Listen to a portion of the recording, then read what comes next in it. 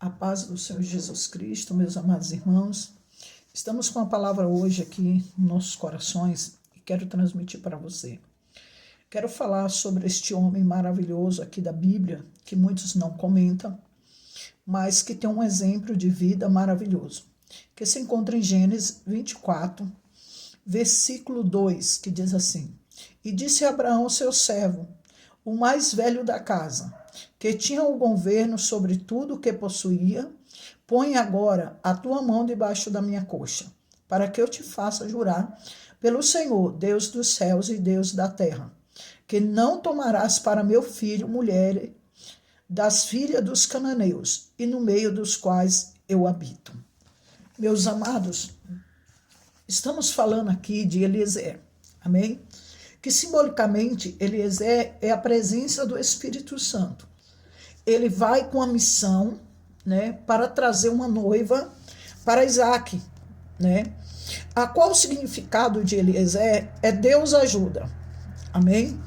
E quando nós vimos que o temor, né, a bondade, meu Deus, e ele sai com a missão para trazer uma noiva para Isaac. Isaac simboliza Cristo, né? E ele sai com essa missão e ele sai com um temor muito grande dele não conseguir ou de ele trazer algo que não seja da parte de Deus ou que não seja aquilo que o seu Senhor está ordenando. E ali, né, Abraão pede para que Eliezer faça um juramento e coloque a mão sobre a sua coxa. Isso era uma decisão muito grave assim, né, que os povos de Israel faziam naquela época, entendeu? Quando queria fazer um pacto, uma aliança, né, com aquela pessoa. E Abraão não escolheu Eliezer por acaso, né? Escolheu porque ele era um homem justo, porque ele era um homem íntegro, porque ele era um homem de palavra, porque ele era um homem que cumpria os seus afazeres e de responsabilidade, a qual toda a parte financeira, todos os bens, toda a administração de Abraão estava sobre a mão de Eliezer. E Deus fazia prosperar cada vez mais. Então, Abraão tinha a promessa, Abraão era o escolhido, mas quem administrava tudo isso era Eliezer. E Eliezer foi para uma missão.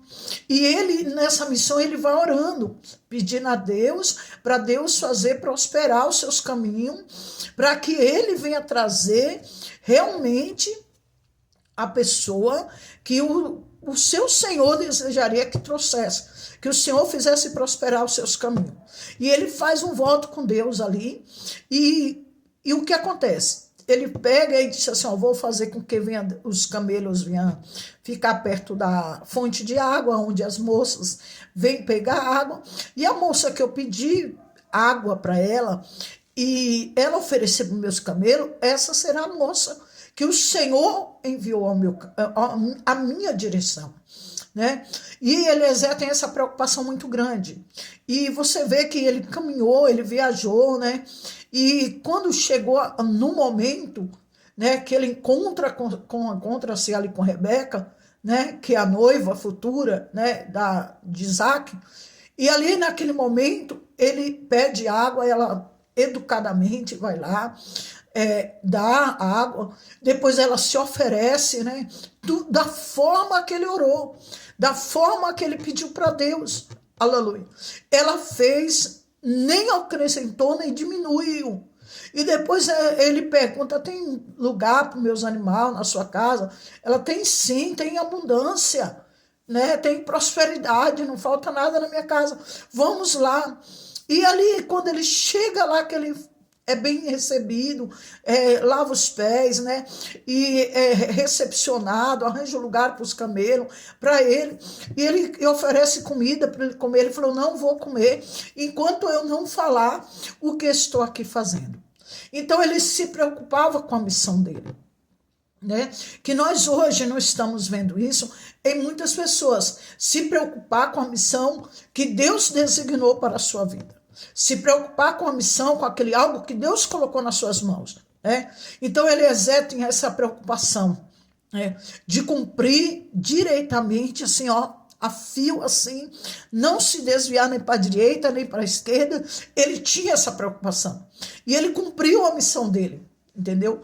E a qual levou Rebeca, né? A Rebeca teve que aceitar de ir voluntariamente, né? A família pergunta se ela quer ir, ela diz que quer, né? Tudo isso, irmão, Rebeca simboliza hoje a noiva de Cristo, né? A igreja, né? Que ela tem que voluntariamente fazer a vontade de Deus, se submeter ao querer de Deus, entendeu? Rebeca estava ali para cumprir as ordenanças de Deus, entendeu?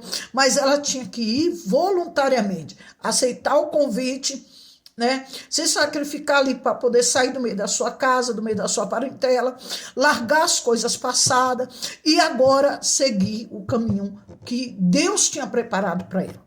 Essa é a trajetória da noiva da igreja. É a igreja abandonando o mundo, abandonando as coisas, as práticas mundanas, abandonando o pecado, abandonando os erros e seguindo agora a Cristo, seguindo o nosso Deus, o nosso Criador, que fez os céus e a terra, abandonando tudo e indo após Jesus.